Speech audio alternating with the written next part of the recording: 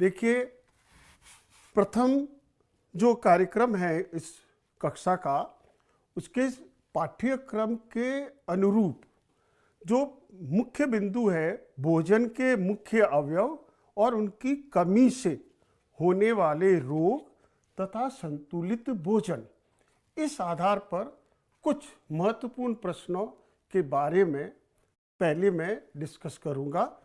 देखिए, प्रश्न संख्या 1, 10 से 18 वर्ष तक के आयु वर्ग के बालक और बालिकाओं के लिए संतुलित आहार के निम्न अवयवों की आवश्यक मात्रा का सही विकल्प है। देखिए, जो बच्चे 10 से 18 वर्ष की आयु में हैं, वे बढ़ते हुए बच्चे हैं। बढ़ते हुए बच्चों को अत्यधिक ऊर्जा की आवश्यकता होती है और उसमें जो पहले अधिक ऑक्सीकृत होने वाले होते हैं वो होते हैं कार्बोहाइड्रेट। जब कार्बोहाइड्रेट समाप्त हो जाते उसके बाद ऑक्सीकरण होता है किसका? प्रोटीन का, फिर वसा और खनिज लवण। तो एक बढ़ते हुए बच्चे को ऊर्जा के लिए कार्बोहाइड्रेट ज़्यादा चाहिए, ग्रोथ हो रही है उसकी, प्रोटीन चाहिए उससे कम, फिर उसको चाहिए वसा, हाँ, जिससे उसकी पेशियां भी बने और उसमें थोड़ी जो है अधिक से अधिक शक्ति आए, हाँ, उसके लिए चाहिए वसा। फिर चौथे नंबर पे उसको चाहिए खनिज लवण, जो कि उसके रोगों से रक्षा करने में सहायक हो। अब इसको अगर हम आधार लें तो कौन सा विकल्प सही होगा कि सबसे ज़्यादा मात्रा कार्बोहाइड्रेट की दूसरे और चौथे विकल्प में है, ठीक है। फिर दूसरे विकल्प में प्रोटीन कार्बोहाइड्रेट से भी ज़्यादा है, इसलिए ये विकल्प सही नहीं होगा। फिर कार्बोहाइड्रेट ज़्यादा यहाँ है तो प्रोटीन कम है, बिल्कुल सही। तीसरे में जहाँ वसा को कार्बोहाइड्रेट से ज़्यादा जबकि यहाँ प्रोटीन से कम और उसको वसा कम चाहिए और सबसे कम चाहिए खनिज लवण, अतः चौथा विकल्प सही होगा। ठीक, अब मैं प्रश्न आगे बढ़ाता हूं। अब प्रश्न है, सेब, नाशपाती, अमरूद आदि फलों को छिलके सहित क्यों खाया जाता है? क्योंकि इनको अगर हम काट के छील के खाएंगे और न छील कर खाएं तो उससे क्या इफेक्ट आएगा? देखिए, जो छिलका होता है इन सभी फलों का, उसमें सबसे ज़्यादा मात्रा में फाइबर होता है, इसलिए लोग छिलका युक्त भोजन ग्रहण करने से उन्हें फाइबर मिलेंगे और फाइबर जो है पाचन क्रिया के लिए आवश्यक है, अतः चौथा विकल्प सही होगा। अब मैं अगले प्रश्न पे आता हूं कि वर्तमान में बालक व किशोर जंक फूड का प्रयोग करते हैं जिससे मोटापा बढ़ता है। क्योंकि जंक फूड में क्या कारण है कि जंक फूड खाने से मोटापे में वृद्धि होती है? कारण सीधा है कि हमारे शरीर में कार्बोहाइड्रेट का तो पोषण हो जाता है इजीली, फिर उसके बाद प्रोटीन का भी जो है ऑक्सीकरण होकर वृद्धि में चला जाता, परंतु वसा डिपॉजिट होती है और इस जंक फूड में भी ज़्यादा कौन है? वसा। इस कारण वो बच्चे जो जंक फूड वाला भोजन लेंगे तो उनका मोटापा बढ़ेगा। तो वसा अधिक वाला विकल्प है दूसरा, इसलिए दूसरा विकल्प सही होगा। अब अगले प्रश्न पे आते हैं।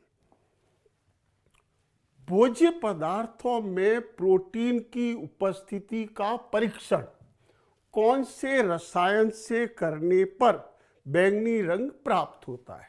कि हम जो भी भोजन उपयोग ले रहे हैं उस भोजन में प्रोटीन है या नहीं है। हमें पता है दूध में प्रोटीन है, हमें पता है अंडे के सफ़ेद भाग में प्रोटीन है, हम कैसे पता लगाएं कि ये प्रोटीन है या नहीं है? देखिए, प्रोटीन में नाइट्रोजनी पदार्थ है और नाइट्रोजनी पदार्थों का परीक्षण करने के लिए केमिस्ट्री के अनुसार जो है कॉपर सल्फेट और कास्टिक सोडा अगर उसमें मिला के गर्म करें तो उसका रंग बैंगनी आता है। इस कारण पहला विकल्प सही है। अगले प्रश्न पे आते हैं। शरीर की वृद्धि विकास हेतु ऊर्जा प्रदान करने वाले भोजन के अवयव है। अभी हमने पूर्व में भी 10 से 18 वर्ष के छात्रों के लिए भोज्य पदार्थों की बात की थी। जिसमें मैंने आपको बताया था कि कार्बोहाइड्रेट पहली श्रेणी में, प्रोटीन वृद्धि के लिए और अधिक ऊर्जा और शक्ति देने के लिए वसा चाहिए। मीन्स यहाँ हम देखेंगे तो पहले में खनिज लवण है जो वृद्धि विकास और ऊर्जा के लिए नहीं है, दूसरे में भी खनिज लवण है, इसलिए यह विकल्प भी सही नहीं हुआ।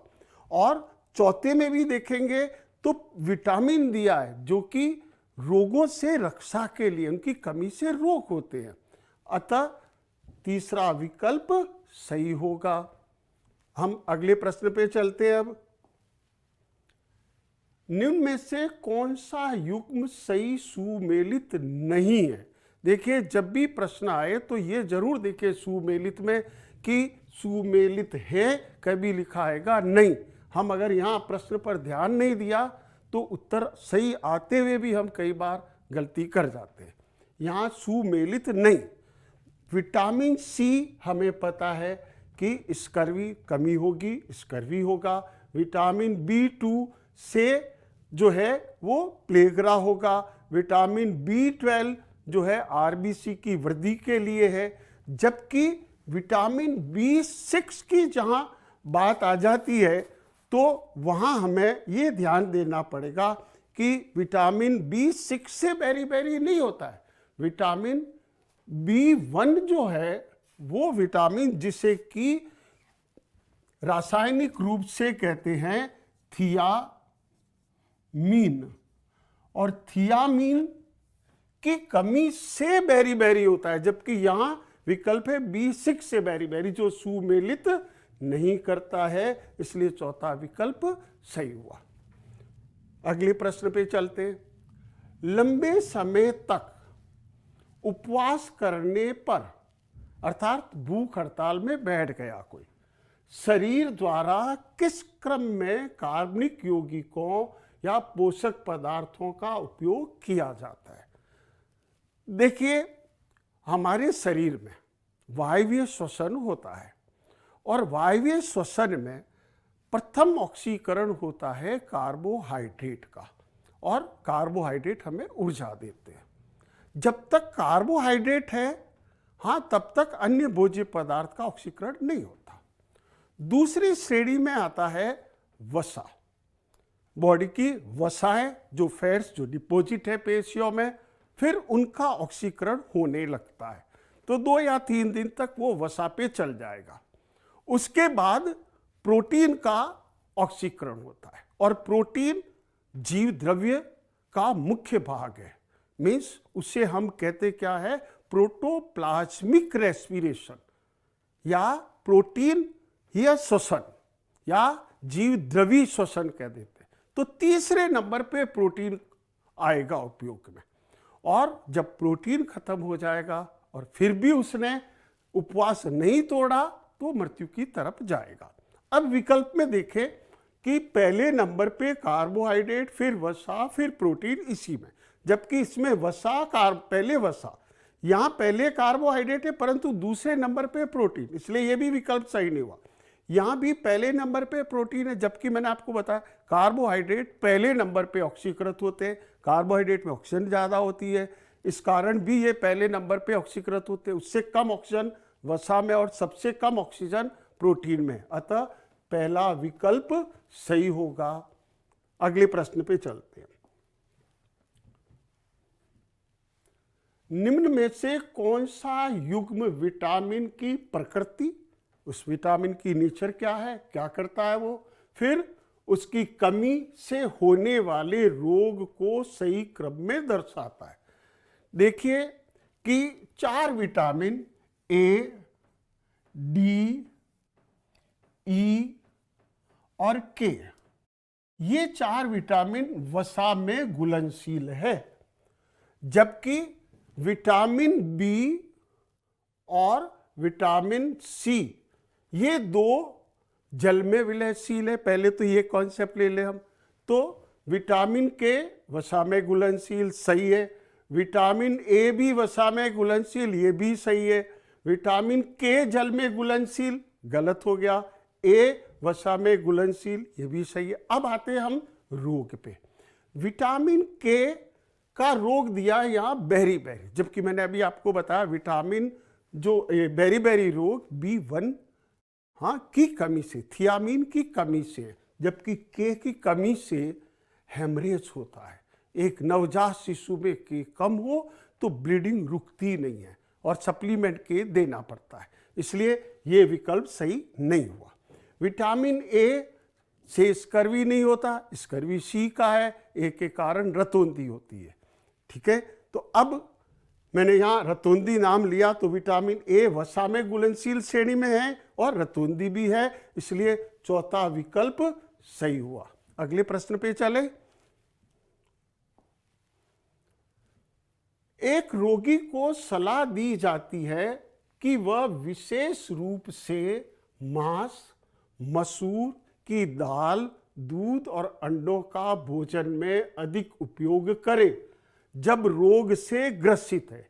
कौन से रोग से ग्रसित है तो उसको ये भोजन दिया जाए। देखिए, मांस में, मसूर की दाल में, दूध में और अंडों में, इन सब में एक कॉमन चीज है, प्रोटीन सबसे ज्यादा। मीन्स वो प्रोटीन की कमी के कारण है, और प्रोटीन की कमी का रोग स्कर्वी नहीं है, रिकेट्स विटामिन डी के कारण है, विटामिन सी का है, विटामिन ए का है।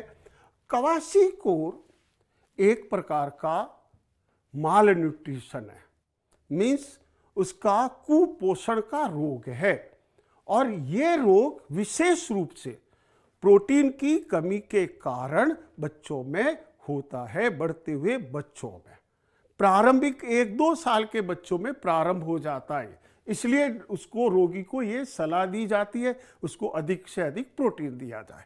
देखिए, इसके समान ही एक रोग और है, मेरेमस। अब उसकी बात हम अगले प्रश्न में करेंगे, पर मैं यहाँ दोनों रोग में भिन्नता बता, दोनों ही बच्चों में होने वाला रोग है, दोनों में ही प्रोटीन की आवश्यकता है। पर यहाँ इस रोग में अगर उसे अन्य सभी भोजन मिल रहे हैं, उसको कार्बोहाइड्रेट मिल रहा है, उसको वसा भी पूरा है, हाँ ऊर्जा भी पूरी, कैलोरी पूरी, पर प्रोटीन कम है केवल, तो ये रोग होगा। इसलिए ये विकल्प सही है, ध्यान दें। तो दूसरा विकल्प सही है इस प्रश्न में। अब अगले प्रश्न पे चले। यदि एक नवजात शिशु को स्तनपान के स्थान पर एक माता ने दूध पिलाना बंद कर दिया है, उसके स्थान पर कम पोषक भोजन जैसे कम प्रोटीन व कैलोरी दिया जाए तो वह शिशु ग्रसित होगा। देखिए, क्वाशीकोर में केवल मैंने कहा प्रोटीन की बात, यहाँ प्रोटीन और कैलोरी भी कम है, मीन्स कार्बोहाइड्रेट कम है, वसा भी कम है उसको, हाँ उस स्थिति में है वो। तो ऐसी स्थिति में होने वाला दूसरा जो है मेरेस्मस रोग है, कुपोषण का, माल न्यूट्रिशन का। दोनों रोग एक दूसरे से संबंधित है, परंतु मूल अंतर ध्यान दें, कई बार कंफ्यूजन होगा कि मेरेस्मस प्रोटीन की कमी का है, परंतु साथ में कार्बोहाइड्रेट और वसा भी उसे आवश्यक रूप से चाहिए। अगले प्रश्न पे चले। निम्न में से कौन से विटामिन वसा में विलयशील? ये प्रश्न अब सरल हो गया, क्योंकि मैंने आपको पहले क्या बताया कि ए, डी, ई और के ये 4 वसा में घुलनशील है, बी और सी जल में घुलनशील है, इसलिए इसका उत्तर तो सीधा ही तीसरा करेक्ट हो गया, ए, डी, ई, के, जो मैंने पहले यहां लिखा था आपने देखा है। तो अगले प्रश्न पे चलें। एक मनुष्य अपने आहार में दूध ले रहा है, अंडे भी ले रहा है, डबल रोटी का उपयोग भी कर रहा है, तो वह किस रोग से ग्रसित हो सकता है? देखिए, दूध में उसको मिल रहा है प्रोटीन, अंडे भी मिल रहे हैं उसको, डबल रोटी में उसको कार्बोहाइड्रेट मिल रहे हैं। अब किस चीज की उसको कमी हो गई यहाँ कि उसको डी भी मिल गया, अंडे है तो फैट्स है उसमें, डबल रोटी है कार्बोहाइड्रेट है, दूध है तो प्रोटीन वगैरह सब है, परंतु खटास वाला कोई भोजन नहीं है उसमें। और खटास या जो है शी की आवाज़ आए मुंह से, वो भोजन नहीं है। मीन्स विटामिन सी की आवाज़ मीन्स सी नहीं है। और विटामिन सी की कमी से कौन सा रोग होगा? हाँ, जो आप जानते हैं स्कर्वी रोग, जो हमने पहले बात करी, तो इसका सही विकल्प क्या हुआ? स्कर्वी, क्योंकि उसको ए मिल गया, दूध से मिल गया। बेरी वाला रोग का भी विटामिन मिल गया, रिकेट्स का भी मिल गया उसमें, पर मिला नहीं खटास, इसलिए इसको ऐसे पहचान लें। अगले प्रश्न पे चले। निम्न में से कौन सा विटामिन डीएनए संश्लेषण, देखिए यहां कॉन्सेप्ट है डीएनए संश्लेषण। डीएनए संश्लेषण जो है कोशिका विभाजन की प्रक्रिया में होता है। और कब होता है? कि कोशिका विभाजन की तैयारी के समय, जब कोशिका विभाजन की तैयारी होती है, मीन्स सेल साइकिल होती है। और सेल साइकिल, ध्यान दीजिए यहाँ कि जो सेल साइकिल है, हाँ, उसको हम इस तरह से विभिन्न भागों में बांटे, जिसमें सबसे बड़ा फेज है उसका G1, वृद्धि प्रावस्था प्रथम। उसके बाद उसमें आता है S प्रावस्था, फिर आती है G2 प्रावस्था, और फिर उसमें 4 प्रावस्थाओं में बटी हुई एक प्रावस्था है, और वो है M प्रावस्था, या उसको कहते हैं माइटोसिस या समसूत्री विभाजन, जिसमें प्रोफेज, मेटाफेज, एनाफेज और टीलोफेज। और उसके बाद एक छोटी प्रावस्था आती है G0। G1 प्रारंभिक वृद्धि अवस्था है, जिसमें आरएनए, प्रोटीन वगैरह सब बनते हैं। S प्रावस्था सिंथेसिस, संश्लेषण प्रावस्था है, और इस वक्त डीएनए का संश्लेषण होता है।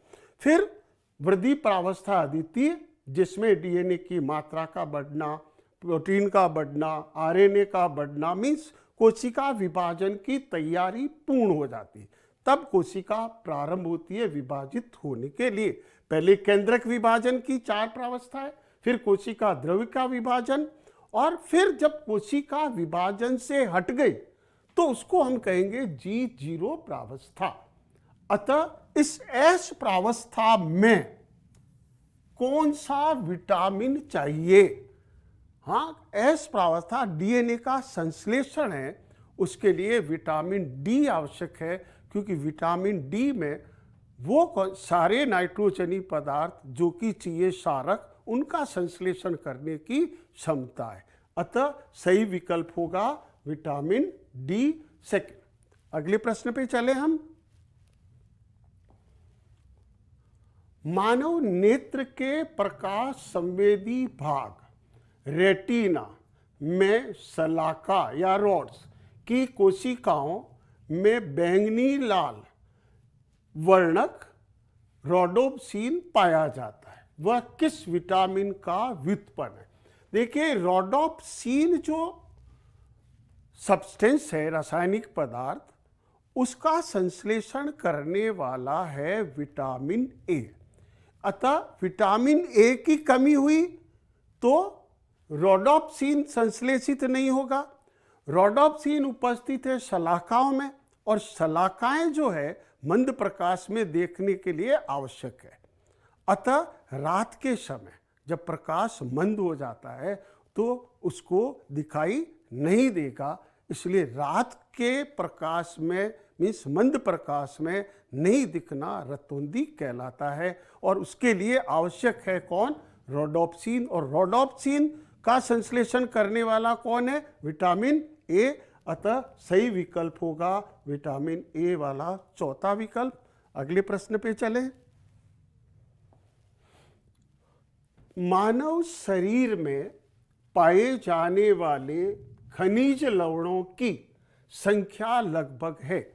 मनुष्य के शरीर को जितने खनिज लवण आवश्यक रूप से चाहिए, जैसे नाइट्रोजन, फास्फोरस, पोटेशियम, कैल्शियम, हाँ, ये कुल मिला के 107 से अधिक तत्व जो कि पीरियोडिक टेबल में हाँ अभी तक खोज लिए गए। उनमें से केवल 24 ऐसे तत्व है जिनकी मानव को जरूरत पड़ती है अपने स्वस्थ जीवन के लिए, और उसका विकल्प है पहला 24। ठीक, तो पहला विकल्प सही है। अगले प्रश्न पे चलें। मानव शरीर में खनिज लवण का मुख्य कार्य क्या है? देखिए, खनिज लवण हमारे शरीर को बनाते हैं। ये हमारे शरीर के लिए जो जो आवश्यक हार्मोन्स है, एंजाइम है, जैव उत्प्रेरक की क्रियाएं हैं, उनके लिए हाँ उत्प्रेरक के रूप में भी काम आते हैं। और हमारी बॉडी को कंट्रोल कौन रखते हैं? खनिज। जैसे हमारी बॉडी में जो है पोटेशियम की कमी हो गई, विटामिनों की कमी हो गई, उन सबका निर्धारण खनिज करते हैं। अर्थ ये हुआ शरीर निर्माण के लिए भी है वो, तो हार्मोन्स के लिए भी है, तो शरीर का निर्माण वाला बिंदु भी है। मीन्स चौथा विकल्प सही हुआ। हाँ, उपरोक्त सभी कार्य के लिए खनिज लवण चाहिए। अगले प्रश्न पे चलें। अब हम अगला बिंदु ले रहे हैं सिलेबस का, हमारे पाठ्यक्रम का, जीव विज्ञान भाग में, और वो है पौधों के विभिन्न भाग। देखिए बच्चों, एक प्लांट जो है उसका प्रारंभ होता है बीजांकुरण से। ध्यान दीजिएगा, इधर मैं इस बात को इसी साइड में समझाने की कोशिश कर रहा हूं कि जैसे ये चने का बीज है, और इस चने के बीज का जब अंकुरण होता है तो 2 बीज पत्र, फिर नीचे मूलांकुर और ऊपर प्रांकुर बनता है। मूलांकुर से जो मूल बनती है उसमें एक मुख्य मूल होती है, और उससे फिर पार्श्व, द्वितीयक और तृतीयक मूल का विकास हो जाता है। अब प्राथमिक मूल इसके अंदर है, ये पूरी प्राथमिक मूल है। तो वह मूल जो कि मूलांकुर मुंह से बनी मूल, वो हुई मुसला मूल। मुंह और मुंह, और मुसला मूल तंत्र का लक्षण है एक मुख्य मूल, फिर उससे द्वितीयक और तृतीयक। तो ये पूरा जो सिस्टम बना वो कहलाता है मुसला मूल तंत्र। क्लियर? तो पहला भाग है मुसला, और मुसला मूल तंत्र किसमें होगी? द्विबीजपत्री, जिसके 2 बीज पत्र होंगे। अब यूं देखें कि जैसे ये गेहूं का दाना है, और गेहूं के दाने को हम अंकुरित करते हैं तो उसमें भी मूलांकुर और प्रांकुर आता है, और प्रारंभ में उससे भी मुसला मूल बनती है, परंतु वो अल्पजीवी है, कुछ समय बाद समाप्त हो जाती है, और उसके स्थान पर तने के आधार से अनेक रेशेदार मूल निकलती है, जिसको हम कहते हैं जटा मूल। अब चूंकि वो मूलांकुर से न निकलकर पौधे के अन्य भाग से परिवर्तित हुई है, वो उसका स्थान नहीं है, इसलिए वो क्या कहलाई? अपस्थानिक मूल। अतः ये ध्यान दे कि केवल द्विबीजपत्री पादप में वास्तविक मुसला मूल होगी, और एक बीजपत्री में मुसला मूल अल्पजीवी होने के कारण उनमें अपस्थानिक मूल रेशेदार या जकड़ा मूल के रूप में परिवर्तित होगी। इसका अर्थ ये नहीं हुआ कि द्विबीजपत्री में अपस्थानिक नहीं होगी, द्विबीजपत्री में भी अपस्थानिक होगी, परंतु वो पर्व संधि से निकल रही है, पर्ण के किनारे से निकल रही है, शाखा से निकल रही है, और आधारे भाग में मुसला मूल है। क्लियर? फिर दूसरा भाग आता है तने का, क्योंकि हमारा पॉइंट है पौधे के विभिन्न भाग। तने भी अलग अलग प्रकार से रूपांतरित होते हैं।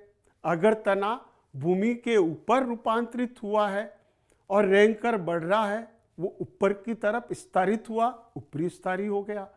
कुछ तने थोड़े भूमि पर थोड़े नीचे, तो वो अधवायव हो गए। तो कुछ तने भूमि के अंदर रूपांतरित हो रहे हैं, हाँ, और अपने जैविक कार्यों को कर रहे हैं। पर्व भी है, पर्व संधियां हैं, सल्क पर्ण है, उनमें भी तो तना तो है ही वो, जैसे आलू है, अदरक है, ये भूमि के अंदर है, तो भूमिगत तने हुए। फिर आता है बात पत्तियों की।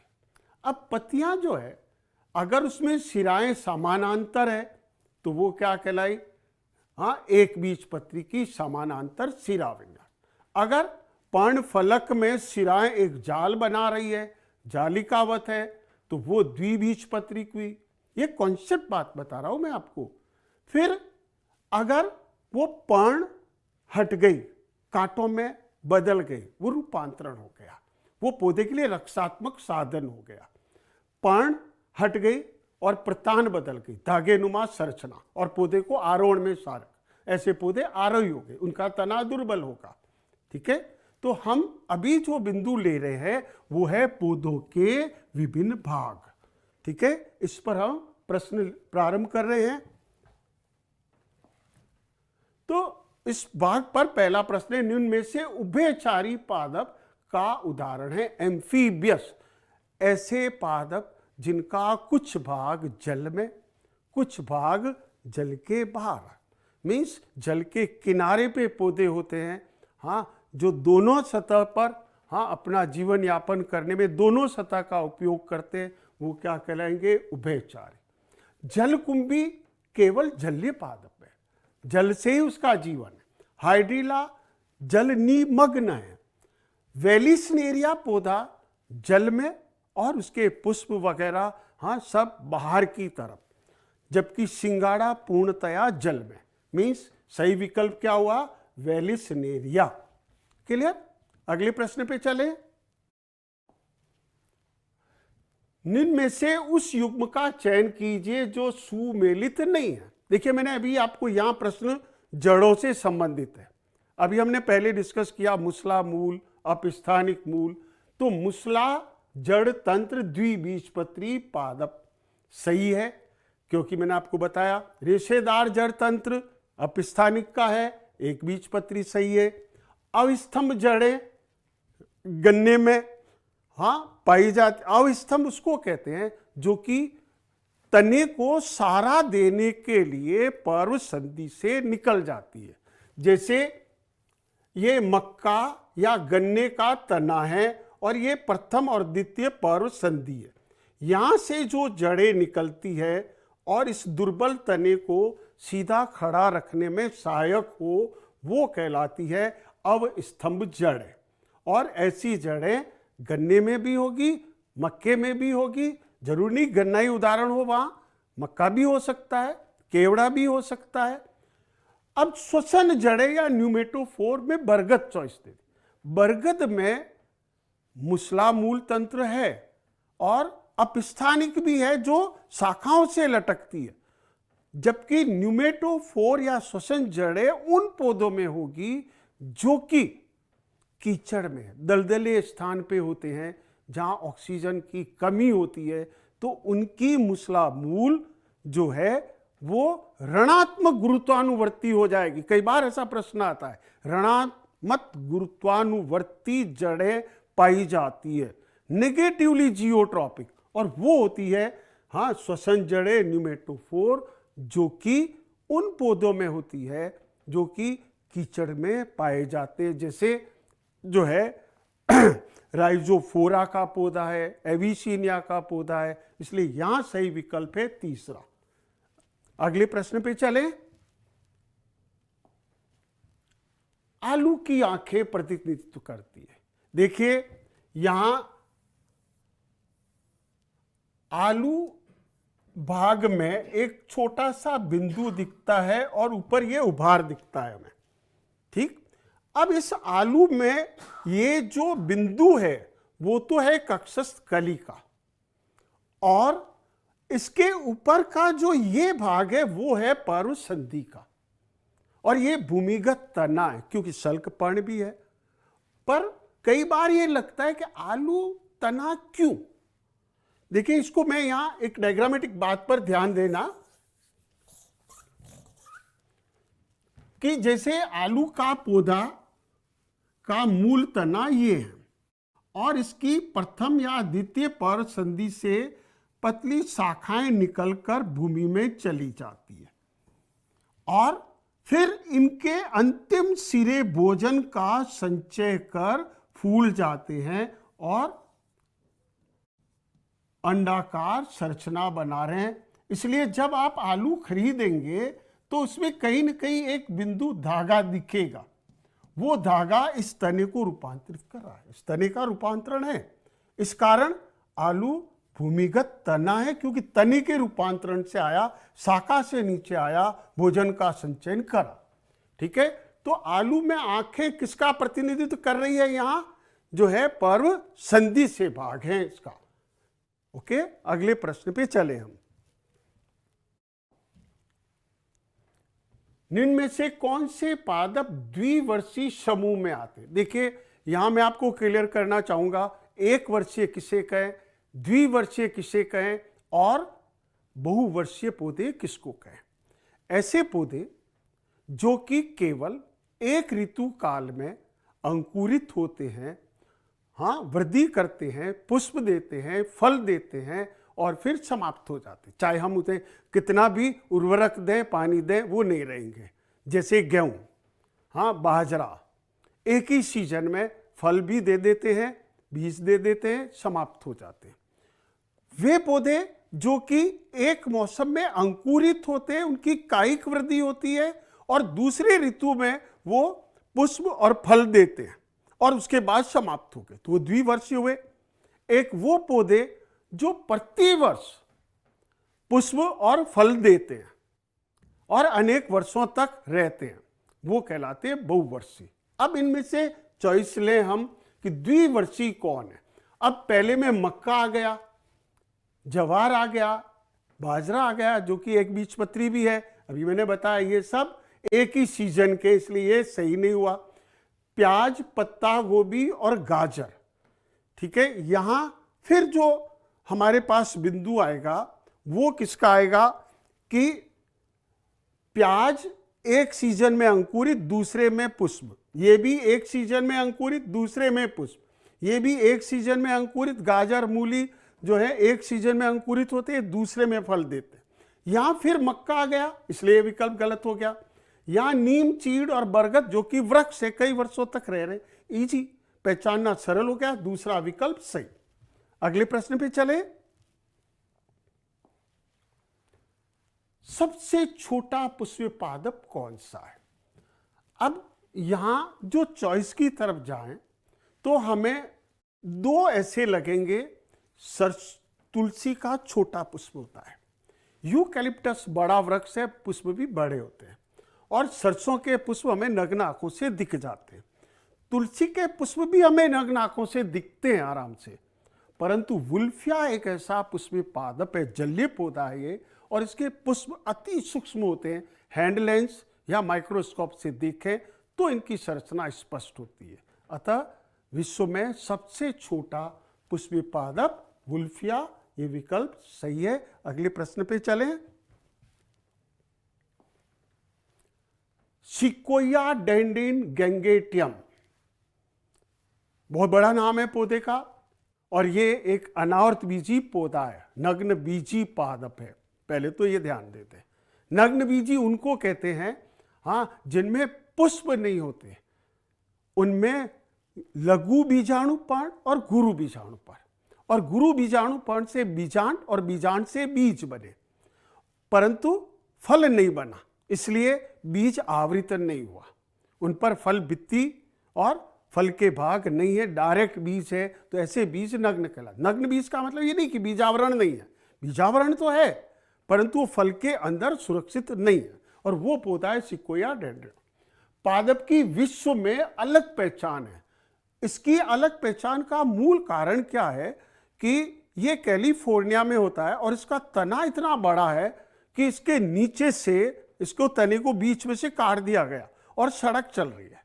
हाँ, इतना बड़ा तना, मीन्स मोटाई में बड़ा है, लंबाई में मोटा नहीं है, लंबाई में बड़ा तो यूकलिप्टस का पौधा है, तो मोटाई में सबसे बड़ा वृक्ष है।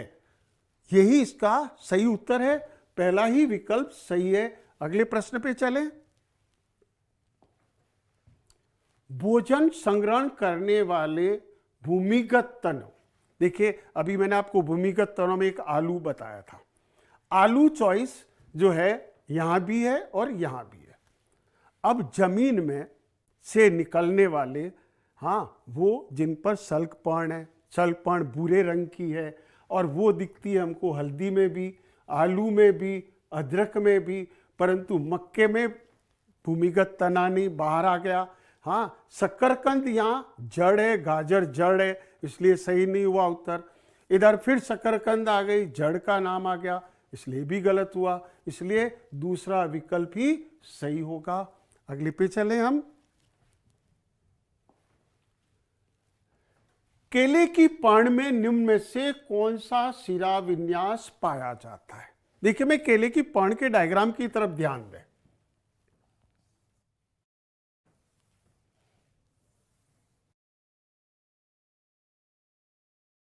केले की पर्ण में ये एक मुख्य सिरा है और इस एक मुख्य सिरा से फिर यहां सिराएं निकल रही है। मुख्य सिरा मीन्स मध्य सिरा, मध्य सिरा से पार्श्व सिराएं एक दूसरे के समानांतर। इसको देखते ही आपको लग जाता है कि ये केले की पर्ण है, ठीक है।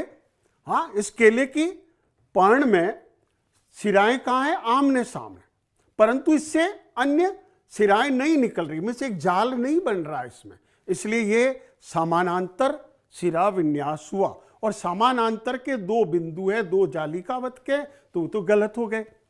अब इन दो में से एक में एक सिरी है, दूसरे में बहुसिरी है। एक सिरी और बहुसिरी से अर्थ है मुख्य सिरा, मध्य सिरा कितनी है?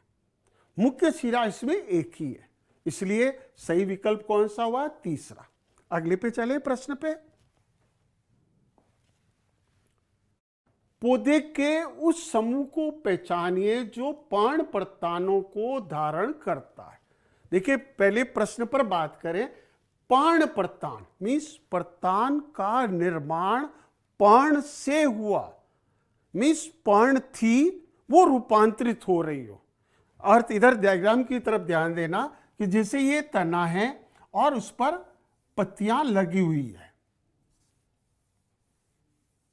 परंतु आगे की जो पत्तियां थी वो किसमें बदल गई? प्रतान में, ठीक है। और ऐसा पौधे की तरफ अगर आप पौधों पे ध्यान देते हो तो आपको लगेगा कि ये पौधा मटर में ऐसा होता है, ठीक है। अब मटर चॉइस जो है एक यहां है, हाँ, अन्य में ककड़ी है, बाकी किसी में भी मटर नहीं है, पर मटर के साथ ग्लोरी लिली भी है। अब ग्लोरी लिली में प्रतान है कि नहीं? ग्लोरी लिली में प्रतान का निर्माण दूसरी तरह से, कैसे कि जैसे ये ग्लोरी लिली का तना और उस ग्लोरी लिली के तने पर ये पर्ण है और पर्ण का अग्र सिरा मीन्स पर्ण शीर्ष जो है वो किसमें बदल गया है? प्रतान में, वो बदल गया प्रतान में। मीन्स प्रश्न पर्ण प्रतान, ये भी पर्ण से बनी प्रतान, ये भी पर्ण से बनी प्रतान, जबकि ककड़ी में भी प्रतान है, कद्दू में भी है, परंतु वो तने से आ रहा है, वो कक्षस कलिका से आ रहा है।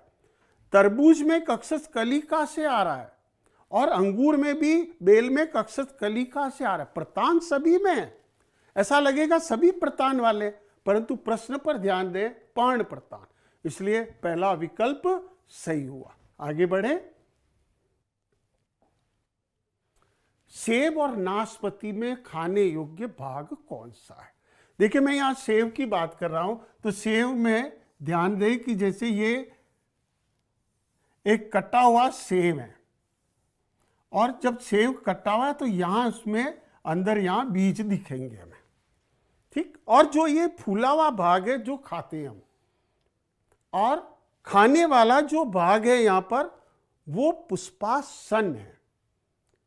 इसी तरह का नाशपाती में भी बीच वाले भाग पर ये कठोरता, ये इसका बाएं फल भित्ति, वास्तविक ये, इसलिए ये आभासी फल हुआ।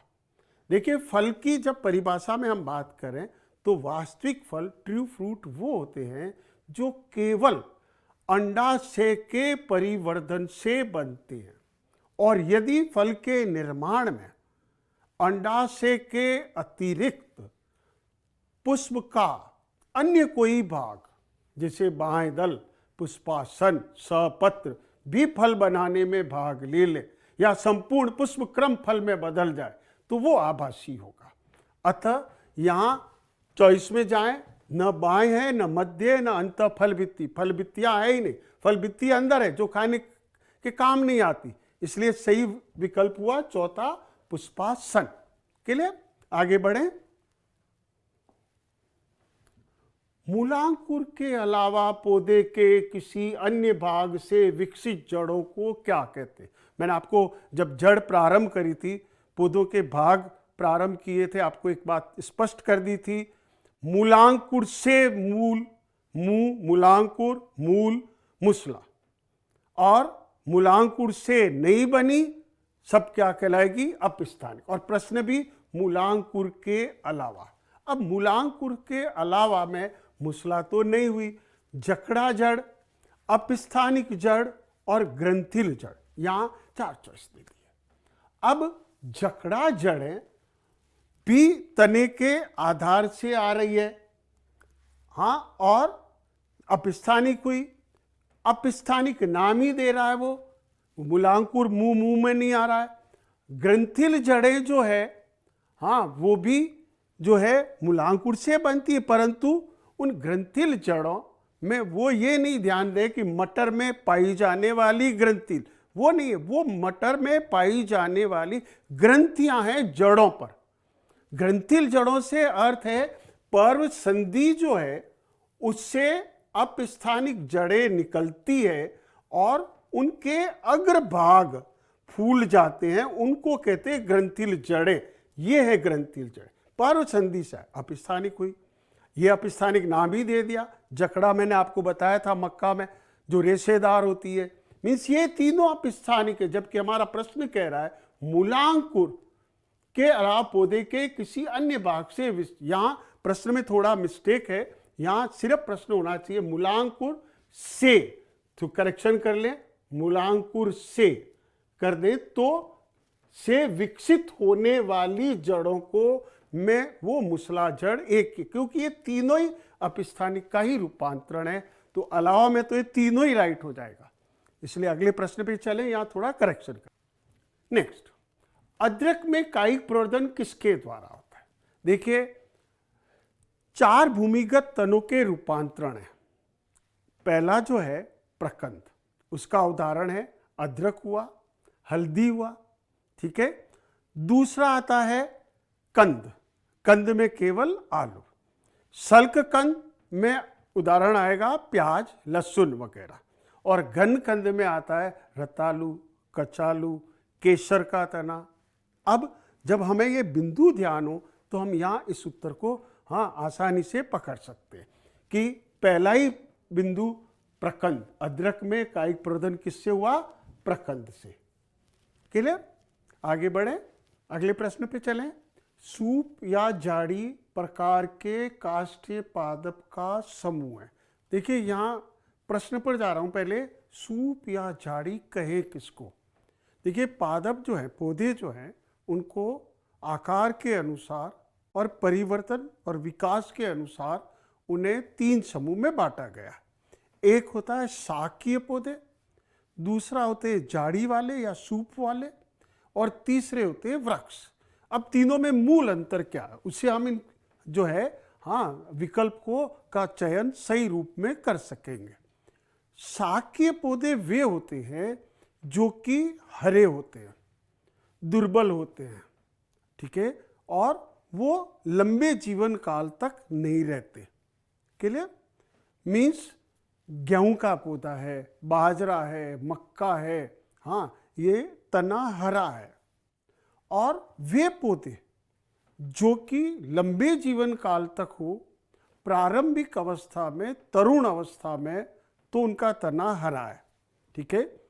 उसके बाद तना काष्ठीय हो जाता है, परंतु उनमें कोई मुख्य तना नहीं होता। जैसे हम देखें जो कि बबूल जो हैं, या हम गुलाब का पौधा देखें, तना हरा है प्रारंभ में, धीरे धीरे 5 साल 7 साल काष्ठे हो जाएगा और अनेक शाखाएं आधार से निकल गई। मीन्स मुख्य तना कोई नहीं हुआ, सभी एक समान तने। तो वो कहलाती है झाड़ी, जैसे कैर का पौधा है, ठीक है। जबकि वृक्ष वो होते हैं जिनमें एक मुख्य तना होता है, जैसे नीम है, पीपल है, बरगद है, एक मुख्य तना होगा और फिर उससे शाखाएं निकलेगी और गुंबदाकार आकार चारों तरफ होकर के फैल जाता है, वो है वृक्ष। अब हम आते हैं चॉइस पर। गेहूं चावल नाम आते ये हरे होते, लंबे समय तक काष्ठे नहीं होते, ये चॉइस गलत हो गया। गुलाब जरूर इसमें सही है, परंतु ये दोनों गलत है। दूसरे में गुलाब और बेर तो सही है, परंतु हल्दी में तना भूमिगत है, इसलिए ये पौधा शाक है। मेहंदी का भी पौधा झाड़ी है, हरा है, काष्ठीय हो जाता है, लंबे समय तक रहता है। गुलाब लंबे समय तक काष्ठीय तना इसका और अनेक शाखाएं। कैर में भी अनेक शाखाएं निकल रही है। मीन्स चॉइस तो ये सही है, ये दो गलत आई, परंतु ये चॉइस जो है वो गलत क्यों है कि बेर तो सूप या झाड़ी है, मेहंदी भी सूप या झाड़ी, परंतु आम जो है वो वृक्ष है, इस कारण ये गलत हुआ। तो तीसरा विकल्प सही। अगले प्रश्न पे चले। देखिए अब हमारे पाठ्यक्रम का अगला बिंदु ले रहे हैं हम, जो कि है पादपों में पोषण, श्वसन और उत्सर्जन। अब पादप में पोषण से अर्थ है कि पौधे अपना भोजन किस प्रकार से बनाते हैं। देखिए पोषण से संबंधित जो प्रक्रिया कहें तो पौधे ज़्यादातर स्वपोषी है, उनको हम उत्पादक में लेते हैं। तो स्वपोषी क्यों है? क्योंकि वो प्रकाश की ऊर्जा को रासायनिक ऊर्जा में बदलकर भोजन का संचय करते हैं। मीन्स प्रकाश संश्लेषण की क्रिया में वो कार्बोहाइड्रेट के रूप में भोजन का निर्माण करते हैं। उस प्रक्रिया से आधारित प्रश्न हम लेंगे। फिर श्वसन कि पौधों में श्वसन कैसे होता है, मीन्स वायवीय है, अवायवीय है, या किण्वन जो कि एक प्रकार का अवायवीय श्वसन है, और उस श्वसन में निकलने वाली कार्बन डाइऑक्साइड और ऑक्सीजन का अनुपात की बातें करेंगे हम यहाँ। तीसरा है उत्सर्जन। अब पादपों में उत्सर्जन और जंतुओं में उत्सर्जन में अंतर है। जंतुओं के उत्सर्जी पदार्थ जंतु के द्वारा शरीर से त्याग दिए गए, और पादप के द्वारा उत्सर्जी पदार्थ पौधों में एकत्रित हो जाते हैं, और उनके उत्सर्जी जो उनके लिए लाभदायक नहीं है परंतु हमारे लिए लाभदायक हैं, उन बातों को भी इस बिंदु में लेंगे। अगले प्रश्न पे चले हम, जो इस पर आधारित है। कीटभक्षी पादप किस प्रकार की मृदा में उगते? पहले तो हम आए उस बिंदु पे कि कीटभक्षी मीन्स वो पौधे जो कि कीटों का भक्षण करते हैं और अपने आहार की पूर्ति करते हैं। कीटों में मूल रूप से प्रोटीन पदार्थ ज्यादा है। मीन्स वो पौधे कीटों को इसलिए पोषण के रूप में लेते कि उन्हें नाइट्रोजन नहीं मिल रही, क्योंकि प्रोटीन का मुख्य घटक नाइट्रोजन, प्रोटीन नाइट्रोजनी पदार्थ है। मीन्स ये पौधे वहाँ होंगे जहाँ नाइट्रोजन की डेफिशिएंसी है। तो नाइट्रेट से भरपूर हो वो मृदा, पहले बिंदु में ही आ गई बात। फॉस्फेट से मतलब नहीं, नाइट्रेट्स की कमी नहीं चाहिए क्योंकि वो कीटभक्षी है, उनको कीटों से प्रोटीन लेना है, नाइट्रोजन लेनी है। कैल्शियम वाली बात बिंदु नहीं आता इसमें, इसलिए पहला ही बिंदु सही होगा। ठीक है, अगले प्रश्न पे चले हम। पादपों के लिए वृहद मात्रिक पोषकों में से कौन से पोषक तत्व प्राथमिक या आवश्यक पोषक तत्व कहलाते? देखिए पौधों के पोषण में आवश्यक पोषक तत्व दो श्रेणी में बांटे गए। एक श्रेणी है जो कि वृहद है, मीन्स जिनकी पौधों को अधिक आवश्यकता है, मीन्स प्रति लीटर उनको 1 से 10 ग्राम चाहिए, तो दूसरी तरफ 0.1 या 0.01 मिलीग्राम में उनकी आवश्यकता हो, वो कहलाए सूक्ष्म मात्रिक। तो पहले तो दो श्रेणी हो गई, एक वृहद मात्रिक, दूसरा सूक्ष्म। अब यहां प्रश्न में वृहद मात्रिक पे जोर है, मीन्स वृहद मात्रिक जो तत्व उनको भी हम दो भागों में बांट सकते हैं।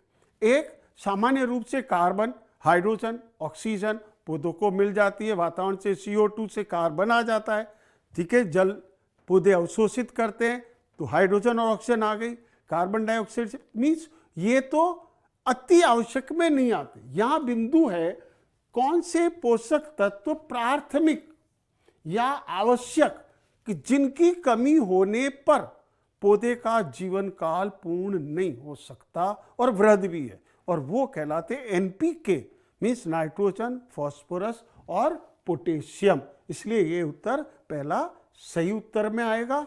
आगे बढ़े हम। उस विकल्प का चुनाव कीजिए जिसमें केवल सूक्ष्म पोषक तत्व निहित है।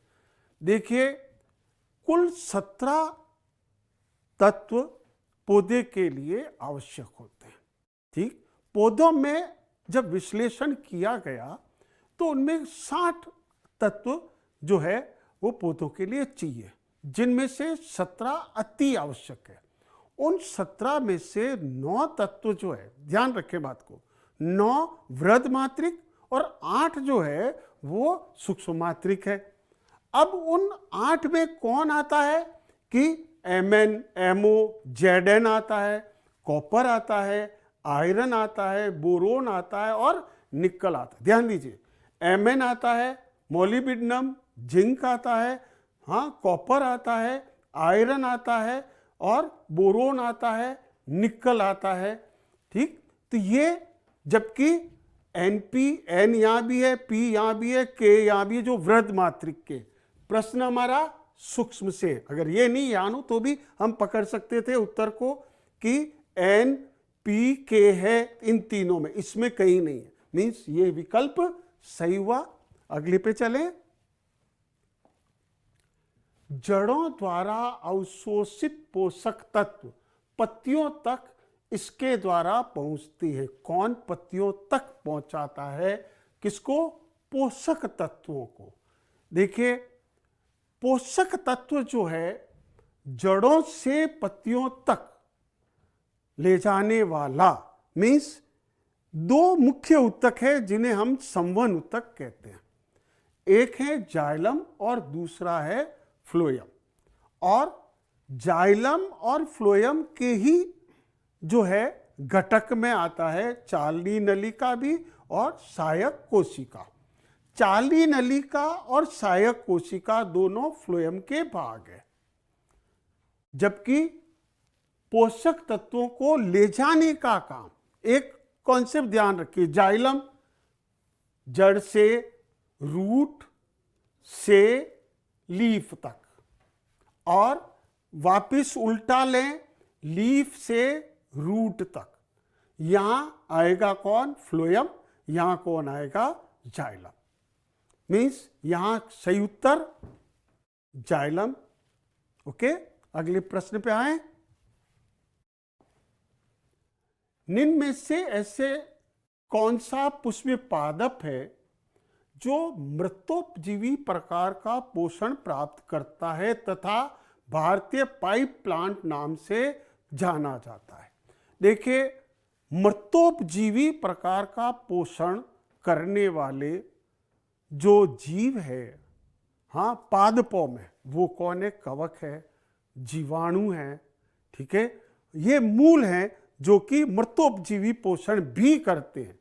मैं ये नहीं कह रहा हूं कि इनमें केवल मृतोपजीवी है, ये परपोषी भी है, परजीवी भी है, और जीवाणु तो जो है हाँ स्वपोषी भी है, रसायन संश्लेषी भी है, और दूसरी तरफ परजीवी भी है तो मृतोपजीवी भी है। यहां आया है प्रश्न पुष्पीय पादप है परंतु वो मृतोपजीवी है। अब एक टॉपिक में आपने पढ़ा है माइकोराइजा। माइको शब्द आया माइकोलॉजी, कवक विज्ञान से, क्लियर। और राइजस मीन्स रूट, राइजा शब्द राइजस से, जिसका अर्थ है जड़। माइकोराइजा रखने वाला, कवक मूल रखने वाला पौधा है मोनोट्रोपा। अन्य पौधे अमरबेल और औरोबैंकी, ये दोनों परजीवी पादप है, और पाइनस स्वपोषी पादप है। उस आधार पर भी सही विकल्प कौन हुआ? मोनोट्रोपा। और मोनोट्रोपा को इंडियन पाइप प्लांट भी कहते हैं। ठीक है, अगले पे चले। सजीवी प्रकार के पोषण का एक अच्छा उदाहरण है। देखिए, पादपों में सहजीवन की जो बात है वो आती है, एक तो राइजोबियम जीवाणु और फली वाले पौधों में। दूसरा सहजीवन का सबसे अच्छे उदाहरण में आता है लाइकेन, जिसमें कवक और शैवाल का संयोजन है, और यहां भी उदाहरण में लाइकेन नाम है। ऑर्किड क्यों नहीं है? ये अधिपादप है। तो ट्रापा क्यों नहीं है? ये सिंगोड़े का नाम है ट्रापा, जो कि हरी जड़ें रखता है, स्वपोषीय। और युक्का क्यों नहीं आया? इसमें सोपकारिता की बात है। युक्का के पुष्प में प्रोनुबा युक्कासिला कीट अपने अंडे देता है और उसका परागण करता है, इसलिए यह सोपकारिता, ये स्वपोषी है। ये जो है ऊपरी भूस्तरी है, इसमें भी हरी जड़ें हैं, तो साथ साथ इसके अंदर जो है विलेमन पाई जाती है, जो वायु में लड़ती है, और आर्द्रता ग्राही। इसलिए सही उत्तर क्या हुआ? लाइकेन। और ये 3 क्यों नहीं हुए, उसका कारण भी जानना जरूरी है, क्योंकि 3 अन्य प्रश्न बन सकते हैं। अगले प्रश्न पे आए। पादपों में वाष्पोत्सर्जन व गैसीय विनिमय को नियंत्रित करने के लिए पाई जाती है। जैसा आप जानते हैं, पत्तियों पर रंध्र पाए जाते हैं। अब रंध्र की स्थिति जो है वो द्विबीजपत्री में पर्ण में तो उनकी निचली सतह पर, जबकि एक बीजपत्री में दोनों सतह पर, दोनों अधिचरम पर एक समान रूप से रंध्र होते हैं। ठीक, एक बात तो ये हुई रंध्र की। अब रंध्र का कार्य दोनों है, वाष्पोत्सर्जन भी और गैसीय विनिमय। अब रंध्र के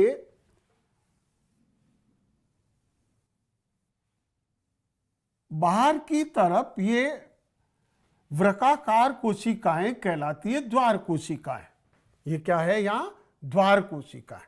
और अंदर की तरफ मोटी भित्ति युक्त जो भाग है वो कहलाता है रंध्र। ये भाग है किसका? रंध्र का।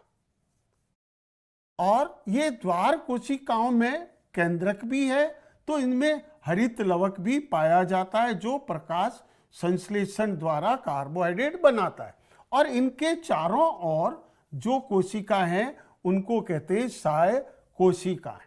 अब ये साय कोशिकाएं, जल इसमें प्रवेश करेगा कब? जब इनमें प्रकाश संश्लेषण से शर्करा का निर्माण हो गया, सांद्रता बढ़ गई, हाँ, तो ये फूलेगी और रंध्र खुलेगा, तब गैसों का विनिमय भी होगा और वाष्पोत्सर्जन की क्रिया होगी। अर्थ ये हुआ कि विनिमय को कंट्रोल कौन कर रहा है? कि रंध्र की कोशिकाओं से ये कार्य होता है, न कि केवल द्वार कोशिकाओं से नहीं है। द्वार कोशिकाओं का कार्य जो है वो तो प्रकाश संश्लेषण करना और रंध्रों को खोलना और बंद करना, परंतु पाई जाती वर्ड है ये, इसलिए क्या उत्तर सही होगा? रंध्र। ओके, अगले प्रश्न पे चले। ग्लूकोज से एथिल अल्कोहल बनाने के प्रक्रम में कौन सा उत्प्रेरक कार्य करता है? पहले तो ये समझ ले, ग्लूकोज का पूर्ण ऑक्सीकरण नहीं हुआ, यहां बना क्या? Ethyl alcohol. यह प्रक्रिया कौन सी हुई? किण्वन की। यह प्रक्रिया कौन सी हुई? अवायवीय श्वसन की। ठीक, अब उसके लिए एंजाइम कौन सा चाहिए? उत्प्रेरक मीन्स जैव उत्प्रेरक, यहां, क्योंकि ये जैविक क्रिया, बायोकैटालिस्ट की बात करें। यहां माल्टेज शब्द है, ये माल्टेज, एमाइलेज, टाइलिन और जाइमेज। अब एक एक पर चल। माल्टेज का क्या कार्य करता है? माल्टोज को जो है ग्लूकोज के 2 अणु में बदलता है, या मीन्स ये एथिल अल्कोहल वाली क्रिया में नहीं हुआ। एमाइलेज मंड पर कार्य करता है।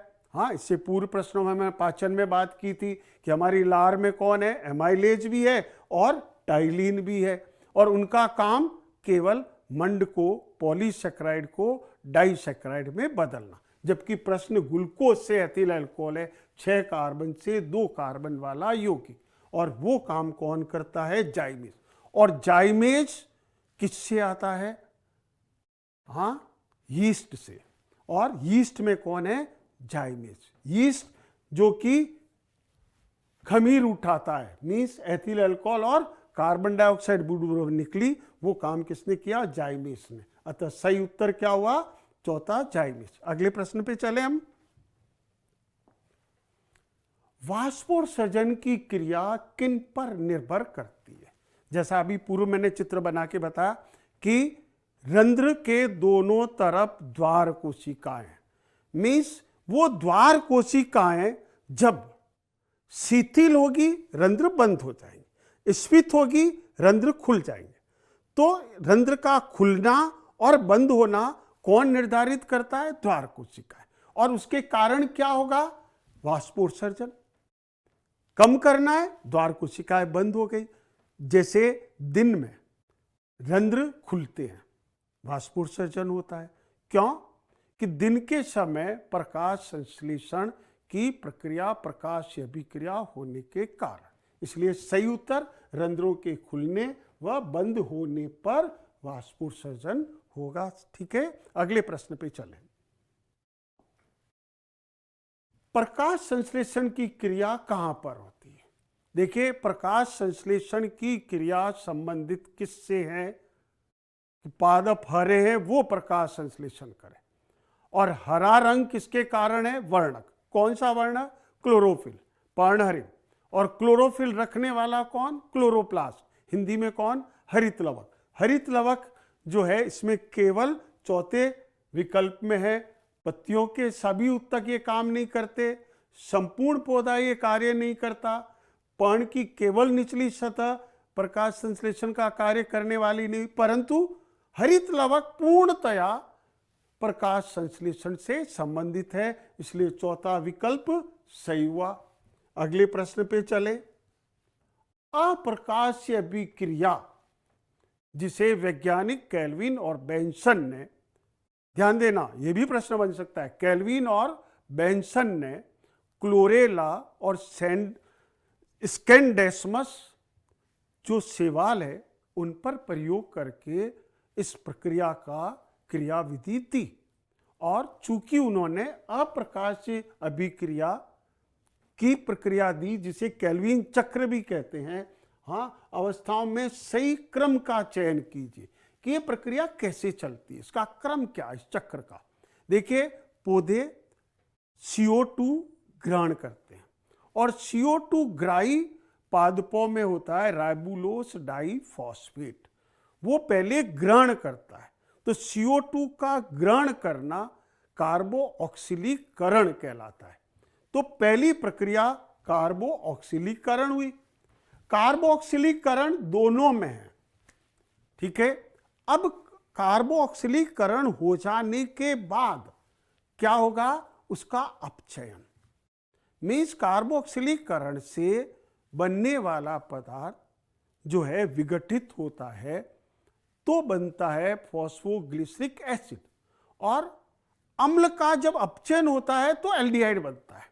और प्रकाश संश्लेषण में बनने वाला प्रथम 3 कार्बन का यौगिक फॉस्फोग्लिसरिक अम्ल, और उसके बाद जब अपचयन होता है अम्लों का तो बनता है एल्डिहाइड, और वो है फॉस्फोग्लिसरल्डिहाइड।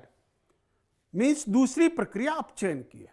अब फॉस्फोग्लिसरल्डिहाइड के अणु में से केवल 2 अणु, क्योंकि वो 3 कार्बन का मिलके तो बना देते हैं ग्लूकोज, जो आगे चल करके मंड में बदलता है, और बचे हुए अणु पुनः राइबुलोस डाइफॉस्फेट बनाते, मीन्स पुनरुद्भवन होता है। अब आपको समझ में आ गई होगी मेरी बात। पहला क्या हुआ, कार्बोक्सिलीकरण, फिर क्या हुआ, अपचयन, और फिर पुनरुद्भवन, जो कि केवल तीसरे विकल्प में है, क्योंकि बाकी किसी में भी 2 जगह पहला कार्बोक्सिलीकरण है, इसलिए हमने इन दोनों बातों को चयनित किया। परंतु दूसरे में पुनरुद्भवन पहले आ गया फिर अपचयन, इसलिए ये गलत हो गया। इसलिए तीसरा विकल्प ही सही होगा। अगले प्रश्न पे चलें। कौन सा धात्विक आयन क्लोरोफिल का घटक है? देखिए, क्लोरोफिल अणु जो है उसकी संरचना में दो भाग हैं। एक भाग उसका शीर्ष है और दूसरा भाग उसका पूंछ है। अब ये पूंछ भाग जो है वो फाइटोल वलय का है और शीर्ष भाग में के मध्य में मैग्नीशियम तत्व होता है जो कि नाइट्रोजन युक्त 4 पाइरोल वलय से जुड़ा होता है। मीन्स धात्विक आयन जो कि क्लोरोफिल का घटक है वो कौन हुआ? मैग्नीशियम। इसलिए तीसरा विकल्प सही होगा। ओके, अगले प्रश्न पे चले हम। कौन सा वर्णक प्रकाश ऊर्जा को रासायनिक ऊर्जा में बदलने, यहां रासायनिक ऊर्जा में बदलने के लिए सीधे क्रिया करता है? देखिए, पादपों में सभी जितने भी पादप, यहाँ चाहे वो शैवाल है चाहे उच्च श्रेणी के पादप है, उन सभी में क्लोरोफिल ए सामान्य रूप से पाया जाता है। ये ध्यान दे लें तो हमारा विकल्प सही हो जाएगा। तो यहाँ रासायनिक ऊर्जा में बदलना, ये काम किसका हुआ? क्लोरोफिल ए का। क्लोरोफिल बी सहायक वर्णक में होता है। जैंथोफिल और कैरोटीनॉइड भी एक तरह के एंटीना अणु हैं जो प्रकाश ऊर्जा को अवशोषित करते हैं और क्लोरोफिल ए को ही देते हैं। इसलिए सही विकल्प कौन सा कहलाएगा? Chlorophyll A. समझ आया? आगे चले। प्रकाश संश्लेषण में प्रकाश कौन सी परास सबसे कम प्रभावी है? देखिए, प्रकाश में 7 तरह के वर्णक हैं, 7 रंग है, जिसको आपने सुना है विबग्योर। उस विबग्योर में जो है प्रारंभिक वायलेट है तो लास्ट में रेड है। प्रकाश संश्लेषण सबसे अधिक, ध्यान देना, कब होता है? लोग घूमने कब जाते हैं? सुबह सुबह, जब सूर्य के चारों ओर लाली होती है, या घूमने का समय शाम सूर्य अस्त के बाद। सूर्य अस्त के समय भी लाल प्रकाश। इन दोनों समय घूमने का कारण क्या है कि लाल प्रकाश में पौधों में प्रकाश संश्लेषण की दर अधिक होती है। दूसरे स्तर पर आकाश कैसा होता है? जब नीला, हाँ साफ, तो नीला प्रकाश दूसरे स्तर पर अधिक प्रकाश संश्लेषण के लिए, मीन्स वो तो अधिक वाले हुए। फिर रह गया जो है बैंगनी, ठीक है, प्रारंभिक अवस्था है, वहां भी प्रकाश संश्लेषण प्रभावी है, परंतु हरे प्रकाश को पत्तियां हरी क्यों दिखती है? क्योंकि उसका परावर्तन करती है। इसलिए सबसे कम प्रभावी कौन सा हुआ? हरा प्रकाश। अगले प्रश्न पे चले। प्रकाश संश्लेषण में अप्रकाश्य अभिक्रिया को ऐसा कहा जाता है क्यों? कि उसे अप्रकाश्य अभिक्रिया क्यों कहें? क्या यह अंधेरे में होती है? क्या इसको प्रकाश की आवश्यकता नहीं है? या ये उस समय होगी जब प्रकाश नहीं मिले? देखिए, एक कॉन्सेप्ट क्लियर कर ले कि प्रकाश की उपस्थिति में तो पौधे 3 प्रक्रिया करते हैं। सबसे पहली जो प्रक्रिया होती है उनमें वो है जल अपघटन, मीन्स प्रकाशीय जल अपघटन, और दूसरी प्रक्रिया होती है उनमें एटीपी का निर्माण करना, ठीक है, और तीसरी उनमें जो प्रक्रिया होगी वो होगी उसके लिए FADH2 का निर्माण करना। अप्रकाश अभिक्रिया से अर्थ है वह प्रक्रिया जिसमें पौधे भोज्य पदार्थ का निर्माण कर संग्रहित करते हैं, मीन्स उसके लिए प्रकाश की आवश्यकता नहीं है, मीन्स वो प्रकाश पर निर्भर नहीं है। उसका अर्थ ये नहीं है कि वो अंधकार में होती है या सीधे प्रकाश ऊर्जा पर निर्भर नहीं होती है, दिन के प्रकाश के दौरान नहीं होती या रात में होती, मीन्स डायरेक्ट प्रकाश पर निर्भर नहीं है। यही विकल्प इसके लिए सही होगा। ओके, अगले प्रश्न पे चलें। प्रकाश संश्लेषण की प्रक्रिया में सबसे छोटी इकाई, देखिए इस प्रश्न पर ध्यान दें कि प्रकाश संश्लेषण के लिए मुख्य कोशिकांग, जैसा पहले भी बताया, हरित लवक। हरित लवक एक दोहरी झिल्ली वाला कोशिकांग है। हमारे कोश में कोशिकांग भी है और उसके अंदर अनेक प्लेट नुमा संरचनाएं दिखेगी जो सिक्के के ढेर के रूप में पाई जाती है। ओके, और उनको कहते हैं थाइलिकॉइड। फिर इसका ये जो भरण पदार्थ या स्ट्रोमा है, उसके अंदर डीएनए भी है, तो आरएनए भी है, तो राइबोसोम भी है। ध्यान देना, इस पर भी प्रश्न बनेगा कि ये अपना कार्य खुद कर सकता है। इसके अंदर राइबोसोम है, प्रोटीन वृद्धि करा सकता है, डीएनए है इसके अंदर, इस कारण ये अपनी प्रतिकृति कर सकता है, परंतु कब? जब कोशिका के अंदर हो, बाहर निकलने पे नहीं। हाँ, और इसमें जो ये सिक्कों के ढेर के रूप में जो थाइलेकॉइड है, वो मिलकर के जो संरचना बनाते उसको कहते हैं ग्रेना, जहां प्रकाशीय अभिक्रिया होती है। और इनके अंदर अनेक टेनिस के रैकेट के समान सवृंत गोलाकार संरचनाएं, और इन सवृंत गोलाकार संरचनाओं को कहते हैं क्वांटासोम। और इन क्वांटासोम में अनेक क्लोरोफिल के अणु हैं। सामान्यतया 230 क्लोरोफिल के अणु इन क्वांटासोम में होते हैं। तो इसी कारण छोटी इकाई, सबसे छोटी, सबसे अंदरतम कौन हुई? क्वांटासोम। क्वांटम ऊर्जा, ऊर्जा को पैकेट के रूप में रखने वाले, क्वांटा मीन्स ऊर्जा के पैकेट, और सोमा मीन्स काय, बॉडी। इसलिए सही विकल्प क्या हुआ? क्वांटासोम। ओके, अगले प्रश्न पे बढ़े। यदि श्वसन के दौरान निर्मोचित CO2 का आयतन उपयोग की गई ऑक्सीजन के आयतन से अधिक है, तब श्वसनीय पदार्थ क्या होगा? देखिए, यहां एक बात को समझना पड़ेगा। एक प्रक्रिया है श्वसन गुणांक। श्वसन गुणांक किसको कहते हैं? श्वसन गुणांक या RQ, respiratory quotient. Respiratory quotient होता है श्वसन के समय निर्मोचित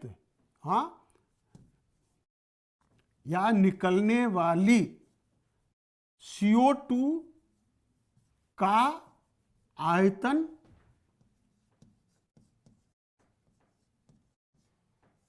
अपॉन उपयोग की गई ऑक्सीजन का आयतन। क्लियर? अब जिस जो है भोज्य पदार्थ में, ठीक है, या श्वसनीय पदार्थ में ऑक्सीजन की मात्रा यदि अधिक होगी, तो ऐसी अवस्था में वायवीय श्वसन हो रहा है, तो कार्बन डाइऑक्साइड की मात्रा ज्यादा होगी। अब ध्यान दें, कार्बोहाइड्रेट जितने भी होते हैं, उन कार्बोहाइड्रेट में कार्बन, हाइड्रोजन और ऑक्सीजन का अनुपात 1:2:1 है।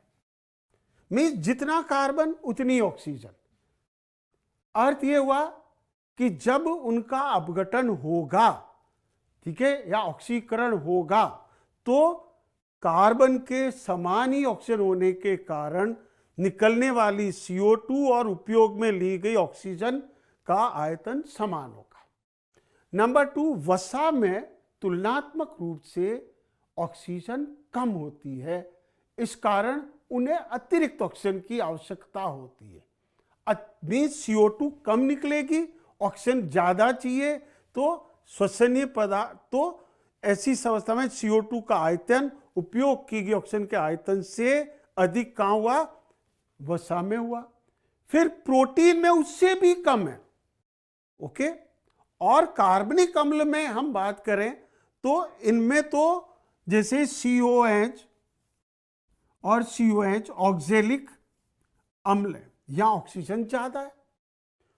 अब प्रश्न पे आए कि निर्मोचित CO2 का आयतन उपयोग की गई ऑक्सीजन के आयतन से अधिक कब होगा? जब ऑक्सीजन पहले से ही उसमें ज्यादा है तो उसको ऑक्सीजन कम लेने की जरूरत है और CO2 का आयतन ज्यादा हो जाएगा। निर्मोचित CO2 का आयतन उपयोग ली गई ऑक्सीजन से अधिक आ जाएगा, क्योंकि उसको पहले से ऑक्सीजन ज्यादा है, इस कारण उसको उपयोग में ऑक्सीजन कम लेनी पड़ेगी। जबकि प्रोटीन में ज्यादा, वसा में भी ज्यादा, इसमें बराबर है, परंतु इसमें कम की बात आई, इसलिए चौथा विकल्प सही होगा। समझ आया? आगे बढ़े। अनॉक्सी श्वसन में श्वसन गुणांक का मान होता है। देखिए, अनऑक्सी जिसमें ऑक्सीजन का उपयोग नहीं हुआ परंतु CO2 निकल रही है, तो अर्थ क्या हुआ? RQ किसके बराबर है कि निकली हुई CO2 अपॉन ऑक्सीजन। जैसे ग्लूकोज है और उसमें अनॉक्सी हुआ, ऑक्सीजन है नहीं, और उसका अपघटन हुआ तो क्या बना? एथिल अल्कोहल C2H5OH, और साथ में जो है दो कार्बन डाइऑक्साइड भी निकली, क्योंकि कार्बन 6 इसलिए बैलेंस करें तो 2 CO2 निकली पर ऑक्सीजन का उपयोग नहीं हुआ। Means CO2 2 upon 0। जब 0 को किसी से भी विभाजित करें तो मान क्या आता है? अनंत, और अनंत चॉइस है चौथा, इसलिए चौथा विकल्प सही होगा। समझ आया? आगे बढ़े। अनॉक्सी श्वसन एक पादप कोशिका के कौन से भाग में होता है? देखिए यहां अनॉक्सी श्वसन, अब एक कॉन्सेप्ट क्लियर कर ले कि पौधे हो या जंतु, उनमें वायवीय श्वसन या ऑक्सी श्वसन की प्रक्रिया कोशिका के माइटोकॉन्ड्रिया में होती है, और उस प्रक्रिया को हम कहते हैं क्रेब चक्र, क्योंकि वैज्ञानिक क्रेब ने उसकी खोज की। अब ग्लूकोज जो कि शर्करा है, उसका प्रारंभिक अपघटन तो कोशिका द्रव्य में हो गया जहां ऑक्सीजन ग्राही नहीं है, ठीक है, और वो प्रक्रिया कहलाती है ग्लाइकोलाइसिस। ग्लाइकोलाइसिस, इसको संधि विच्छेद करें, ग्लाइकिस प्लस लाइसिस। ग्लाइकिस कहते हैं शर्करा को, और लाइसिस अपघटन। शर्करा का अपघटन मीन्स जब ग्लूकोज का अपघटन होकर पायरुविक अम्ल बनता है, तो वो प्रक्रिया कहलाती है ग्लाइकोलाइसिस, और वो कहाँ होती है? कोशिका द्रव्य में, जो ऑक्सीजन की उपस्थिति और अनुपस्थिति दोनों में हो जाएगी, ठीक है, परंतु होगी कहाँ? कोशिका द्रव्य में। केंद्रक में कोई भी श्वसन की प्रक्रिया नहीं होती। माइटोकॉन्ड्रिया में वायवीय श्वसन होता है। रसधानी का काम है उत्सर्जी पदार्थों को एकत्रित करना, इसलिए सही विकल्प कोशिका द्रव्य। ओके, अगले बिंदु पे चले। ऑक्सी श्वसन में कौन सा चरण प्रवेश द्वार चरण या योजक अभिक्रिया कहलाता है? अभी मैंने बात की थी ग्लाइकोलाइसिस की भी। देखिए, ग्लाइकोलाइसिस की प्रक्रिया जो है प्रारंभ होती है किससे? ग्लूकोज से, और ग्लूकोज ऑक्सीजन की उपस्थिति और ऑक्सीजन की अनुपस्थिति दोनों में किसमें बदल जाता है? पायरुविक एसिड में।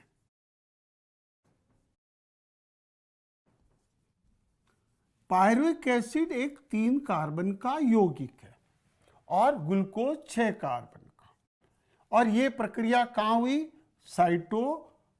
प्लाज्मा या कोशिका द्रव्य में, ठीक, जहां ऑक्सीजन है तो भी, नहीं है तो भी होगा। अब ये पायरुविक एसिड माइटोकॉन्ड्रिया की पेरीमाइटोकॉन्ड्रियल झिल्ली जो बाहर की तरफ है, अंदर आंतरिक झिल्ली तो अंगुली नुमा संरचनाओं में बदल गई, इस जगह पर कौन प्रवेश करेगा? Pyruvic acid.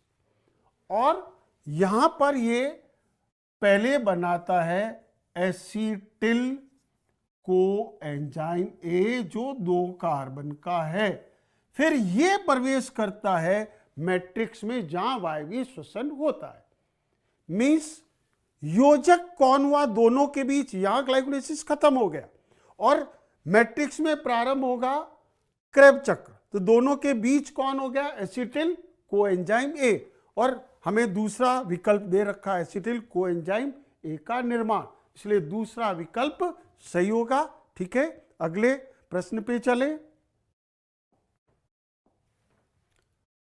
पादप का एक उत्सर्जी पदार्थ जो दर्दनाशक और निद्रा कारक के रूप में उपयोगी है तथा एल्केलॉइड होता है। हाँ, एल्केलॉइड है वो, जो कड़वे होते हैं पदार्थ, नाइट्रोजनी पदार्थ होते हैं। अब यहां दर्दनाशक और निद्राकारक, यहां पहला बिंदु है क्विनॉन। क्विनॉन जो है वो सिनकोना पादप से आता है और मलेरिया के उपचार के लिए। दूसरा रेसरपीन रोवल्फिया सर्पेंटाइना से, सर्पगंधा से आता है ये, और सर्प विष के उपचार में काम आता है। एट्रोपीन एट्रोपा बेलाडोना से आ रहा है और ये नेत्र की पुतली को चौड़ा करने में। चौथा है मॉर्फिन जो कि अफीम से आता है, ओपियम से आता है। और अफीम लोग क्यों लेते हैं? कि जब थक जाते हैं तो अपने थकान को कम करने के लिए। और यहाँ बिंदु भी है दर्दनाशक और निद्राकार, जब पेन होता है तब ले रहा है वो। डॉक्टर भी मॉर्फिन का इंजेक्शन लगाता है, कब? जब उसे ऑपरेशन किया गया, उसका सर्जरी की गई, दर्द हो रहा है तब। हालांकि ये एक प्रकार का नशीला पदार्थ है, उपयोग नहीं करना चाहिए। हाँ, फिर भी यहां उत्तर सही कौन सा हुआ? मॉर्फिन। ओके, अगले प्रश्न पे चलें। पादप उत्सर्जी पदार्थ के आधार पर कौन से पादपों को पेट्रोपादप कहते हैं? मीन्स ऐसे पादप जिनके उत्सर्जी पदार्थ से पेट्रोल बनाने की संभावना है, और वे वही पादप होंगे जिनमें लेटेक्स उपस्थित हो। और लेटेक्स किसको कहते हैं? दूध के समान गाढ़ा पदार्थ पौधे से स्त्रावित होता है। अब यहां विकल्प दें, सिनकोना और राउल्फिया, जैसा मैंने बताया अभी आपको, ये क्विनोन निकालता है और राउल्फिया से जो है, हाँ, वो रेसरपीन आता है। यूफोर्बिया और आक, यूफोर्बिया कहते हैं डंडा थोर को, कैक्टस पौधा है, और आक आंकड़ा कैलोट्रोपिस। इन दोनों के तनों को हम जब तोड़ते हैं तो सफेद दूध निकलता है, मीन्स लेटेक्स आता है। खेजड़ी से लेटेक्स नहीं आता, और टेक्सस जिम्नोस्पर्म प्लांट है, उससे भी लेटेक्स नहीं आता। मीन्स पेट्रोपादप कौन हुए? जिनमें लेटेक्स है, और लेटेक्स वाले कौन है? यूफोर्बिया और आक। इसलिए दूसरा विकल्प सही होगा। अगले प्रश्न पे चले। एक पादप से स्त्रावित रेजिन, रेजिन कहते हैं गाढ़े पदार्थ को, ठीक है, चिपचिपे पदार्थ को, सूखने पर पाउडर में बदल जाते हैं, का उपयोग मसाले के रूप में करते हैं, वह पादप है। अब मसालों के नाम दिए चारों। काली मिर्च बीजनुमा है, समझ में आ जाएगा, ये तो विकल्प नहीं हो सकता। हल्दी जो है वो भूमिगत तना है, और सूखने पर पाउडर बना के या सब्जी के रूप में डायरेक्ट काम में लेते हैं, मसाले में काम आ रहा है, पर रेजिन नहीं है, वो तना काम आ रहा है। हींग और राई, राई भी बीज है। हींग जो है वो एक तने की जड़ों से निकलने वाला गाढ़ा पदार्थ है और रेजिन कहलाता है। फेरुला एस्फोइटिडा नामक पादप की जड़ों से जो रेजिन निकलता है उसका उपयोग हम हींग के रूप में करते हैं। अतः तीसरा विकल्प सही होगा। आगे बढ़े अगले प्रश्न पे। पादप के उत्सर्जी पदार्थ निम्न रूप में होते हैं। देखिए, पौधे से जितने भी उत्सर्जी पदार्थ आते हैं वो या तो एल्केलॉइड नाइट्रोजनी पदार्थ होते हैं या गोंद वाले पदार्थ होते हैं, ठीक है। परंतु प्रोटीन या वसा उत्सर्जी नहीं है, इनका निर्माण होता है, बाहर नहीं निकलते। इसलिए दूसरा, तीसरा और चौथे में वो पदार्थ है जो कि कार्बनिक पदार्थ है, संचित होने वाले पदार्थ है, स्टोरेज सब्सटेंस है, उत्सर्जी में नहीं है। इसलिए पहला ही विकल्प सही होगा। अगले प्रश्न पे चले।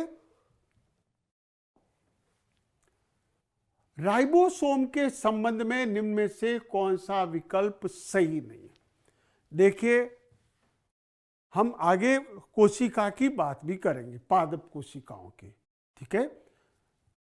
राइबोसोम, सेंट्रोसोम और केंद्रिका, केंद्रक के अंदर, ठीक है, ये तीन ऐसे कोशिका के भाग हैं जिन पर कोई आवरण नहीं होता, झिल्ली रहित है, ठीक।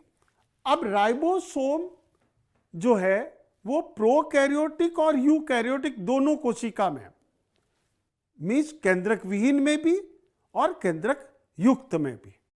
परंतु डिफरेंस ये है, उनमें 70S है, उधर 80S है। यहां जो शब्द S जो है, 70S prokaryote, 80S eukaryote. S शब्द है सेडिमेंटेशन से, अवसादन दर से, उनकी कि प्रोटीन की अवसादन दर कितनी है उसमें, उस आधार पर 70 और 80S नाम दिया गया। दूसरी बात करें कि ये कहाँ स्थित है, तो प्रोकैरियोटिक कोशिकाओं में तो ये कोशिका द्रव्य में है केवल। क्यों? कि उनमें झिल्लियों से परिबद्ध कोशिकांग नहीं, मीन्स उनमें न तो अंतःप्रदेवी जालिका है, न हरित लवक है, न माइटोकॉन्ड्रिया है। इसलिए उनमें ये केवल कोशिका द्रव में होगा। अन्यथा यूकैरियोटिक कोशिका में कोशिका द्रव में भी होगा, अंतःप्रदेवी जालिका भी होगा, तो कुछ कोशिकांग में भी होगा। और कार्य क्या है? प्रोटीन का निर्माण करना, ठीक। अब हम आते हैं इस पर कि झिल्ली अनावश्यक, बिल्कुल सही बात, झिल्ली नहीं होती राइबोसोम में, कोशिका द्रव्य में होता है, खुरदरी अंतःप्रदेवी जालिका पर भी होता है, हरित लवक व माइटोकॉन्ड्रिया में अनुपस्थित। जबकि मैंने क्या कहा, इन दोनों, अभी हमने माइटोकॉन्ड्रिया में राइबोसोम, हरित लवक में राइबोसोम की बात करी है। प्रोटीन संश्लेषण में भाग लेते, ये सही है, पर यहां क्या लिख दिया? अनुपस्थित। इसलिए विकल्प सही नहीं में कौन आएगा? तीसरा। ओके, विकल्प सही होगा यहां। अगले प्रश्न पे चले। निम्न में से कौन सा कार्य गोल्जी काय उपकरण का नहीं है? देखिए, गोल्जी काय जो है वो झिल्लियों से परिबद्ध कोशिकांग है, जो कि पादप कोशिका में तो अनुपस्थित है और वहां इसका रूप डिक्टियोसोम कहलाता है, क्लियर। जबकि जंतु कोशिका में जो है गोल्जी काय केंद्रक के ऊपर पाया जाता है और ये थैलियों के रूप में होता है। इस कारण जो है यह मूल कोशिकांग है, जो कि संश्लेषण की प्रक्रिया में भाग लेने वाला कोशिकांग हुआ। कौन? गोल्जी काय। अब गोल्जी काय में झिल्ली रूपांतरण, प्रोटीन संश्लेषण और स्त्रावण, ये तीन कार्य वो नहीं कर सकता। गोल्जी काय ग्लाइकोप्रोटीन और लिपिड के संश्लेषण से संबंधित है। केवल संश्लेषण से संबंधित की बात कर रहा हूं, और संश्लेषण का कार्य यकृत में भी होता है, इसलिए इसके लिए सही उत्तर क्या होगा? ग्लाइकोप्रोटीन और ग्लाइकोलिपिड संश्लेषण मीन्स प्रथम विकल्प सही होगा। अगले प्रश्न पे चले हम। एकल झिल्ली से आवृत अंग है। देखिए, माइटोकॉन्ड्रिया और हरित लवक, ये दो मुख्य कोशिकांग हैं। हरित लवक और माइटोकॉन्ड्रिया दोनों पादप कोशिका में, जंतु कोशिका में हरित लवक नहीं है। अब ये तो दोहरी झिल्ली वाले हैं। एकल झिल्ली में आने वाले कोशिकांग सूक्ष्मकाय, और सूक्ष्मकाय तीन तरह के हैं, स्पीरियोसोम, लाइसोसोम, ग्लाइओक्सिसोम। मीन्स यहां सही उत्तर उपरोक्त सभी, क्योंकि तीनों सूक्ष्मकाय में आते हैं। अगले प्रश्न पे चलें। झिल्ली रहित, अब क्लियर हो गया। मैंने आपको बताया तीन ऐसे हैं, राइबोसोम, सेंट्रोसोम और केंद्रिका। और यहां राइबोसोम भी है, सेंट्रोसोम या तारक का है हिंदी में, केंद्रिका भी है, तीनों ही है, और तीनों ही कोशिका झिल्ली रहित है, इसलिए चौथा विकल्प सही होगा। Okay, Click on the subscribe button to subscribe to our channel. Press the bell icon on the YouTube app and never miss another update.